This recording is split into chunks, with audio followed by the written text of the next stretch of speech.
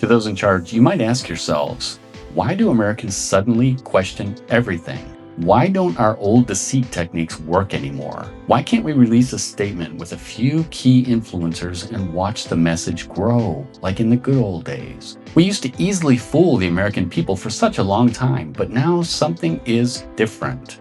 Well, people aren't just waking up. Many are already awake and have been paying attention for a long time. I've been hearing a lot from people like Sean Ryan, Clayton Morris from Redacted, and others saying, everything is a lie. They both seemed jaded and a little depressed, to be honest. Some more than others have been aware of the growing problem for quite a long time now, and it's really starting to show. People are absolutely noticing the tightening noose around their necks. We are the frogs and the water is boiling. If the government tells us the sun is shining, our tendency is to run to the window to check. So why do we question everything? Let's take a look at some of the reasons why. Let's start with JFK, Robert Kennedy, and even John Jr. We were fed a slop narrative for decades. 65 to 70% of US adults think it was a multi-agency cover-up. That is a big number. Let's talk about some other reasons why we question everything. 9/11 and the wars that followed was a big op. No one was put in jail, no one arrested, untold numbers of soldiers dead and wounded.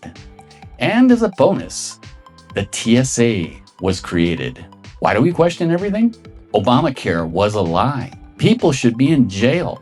One of the most famous lies of all time was, if you like your doctor, you can keep your doctor. And $2,500 savings per household per year. Rather than dropping by $2,500, average health insurance premiums and deductibles rose significantly for many individuals buying plans outside of the employer-sponsored coverage in the years following implementation. Why do we question everything? The coronavirus was a lie. No one was arrested. No one was put in jail. Untold numbers of people dead and lives destroyed. Some couldn't attend funerals. Some no high school prom. People couldn't go to church. Businesses suffered. People suffered. Has anyone been held accountable? No. Why do we question everything? Epi Files. I can't even say his last name. I have to self-censor. Epi Files is still being covered up. No one has been put in jail. No one has been arrested. It's no wonder we question everything. Let's take a look at the Trump presidency. We were promised a golden age. We were promised no new wars, Epi Files transparency, mass deportations, more affordable prices on gas, food, etc. Not even 1 year went by before we started getting broken promises. People will make their frustrations known in the midterms. A hurricane is coming, but maybe you don't care. I want to know what happened to the golden age that we were promised. I bought into it. I was all in, and it cost me dearly. I was basing it on his first presidency. Who could have predicted this outcome? Because in the end, there is no left or right. So what does it matter? It's all a distraction. People have tried to speak out, like Joe Kent, Thomas Massey, and there have been others. They are singled out, demonized, and ostracized. We see this. We are not fooled. This is why we question everything. Others have promised to go in and fix the broken system, like Kash Patel and Dan Bongino, and yes, Donald Trump. And their credibility is forever destroyed. The damage will never be repaired. We will not forget. We're catching them in too many lies and even seeing proof that influencers are being paid off. It's disgusting, and we shouldn't even be surprised by now. Why is this all happening? Because lying pays off. It has worked for decades. Money and status have become the single most important part of people's lives. It can be used to tempt people, and the fear of losing it can be used to get people to stay quiet. The love of money is truly the root of all evil. Now foreign influences are taking over the country, and they're using our money to do it. The game is rigged and stacked against us. Data centers are springing up everywhere, with or without the consent of communities. We are even being lied to about Trump's own attempts on his life. They are, to this day, a complete mystery. He says it's too painful for him to talk about. Well, we deserve to know. People in the Secret Service weren't fired and investigated over that debacle. They were promoted. A theme we have noticed in government and now with TPUSA as well. Those that seem most incompetent are in charge and running everything. That brings us to the Charlie Kirk investigation.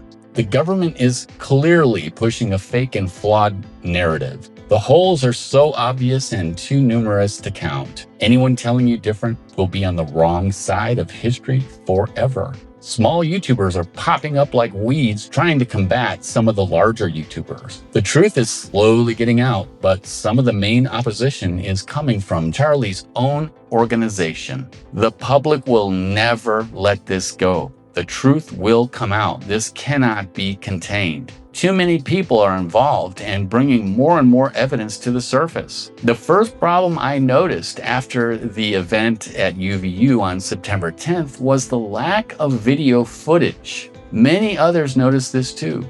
We were all assured that UVU had cameras everywhere and that the authorities had all the footage, but they couldn't release it due to it being part of an active investigation. That came to a screaming halt when the preliminary hearing came and went without a shred of new footage. We get clipped and blurry images, edited and incomplete footage, and nothing seems to be in proper sequence. So why should we question everything? That's the question. Why should we question everything? Because if we don't, we are going to lose this country. We already lost Charlie. He literally gave his life defending free speech, truth, and America first. After his death, it became obvious who was going to be grifting and who would be searching for truth. Those are the two categories of people out pushing information: grifters and truth seekers. They are easily spotted by their actions. The grifters mock and berate the truth seekers, all while earning a living off Charlie's accomplishments. Truth seekers point out the obvious flaws and make little to no compensation for their efforts. The grifters have adopted all the tendencies of what they used to call the left. Now, when it comes to Charlie Kirk, you can't tell the difference between them. Those who continue to use his name and platform to push their agenda, which is the opposite of Charlie's agenda, are clearly grifting. They do it every day. They are grifting when they use his company for their own gain. And when they force themselves to fly private, they do it when they talk about his funeral in terms of an event and measure it by the amount of merch sold. They do it when they say that's what Charlie would have wanted, and when they continue to try to silence people who dare to question the investigation. The grifters try to tell you that Charlie would have been okay with war, that he was fine with unchecked foreign influence in our government, and Charlie didn't want any Doe-style audit at TPUSA. He was fine with the books. And Charlie didn't even like Thomas Massey. He must have heard wrong. Charlie didn't like Candace either. He was afraid of her. This is why we question everything. We have to. If we don't take a stand, we will lose this country. The government is not going to regulate itself. There is no such thing as a self-slaughtering pig. It is our responsibility as Americans to question everything. Anyone saying different has an agenda. Charlie knew it. Anyone out there asking reasonable questions knows it. And I hope you keep asking questions too. I'm JP. Subscribe if you will, and hit the like button if you do. Follow me on X at JPTruthProbe and comment your thoughts below. Thanks for watching. See you in the next video.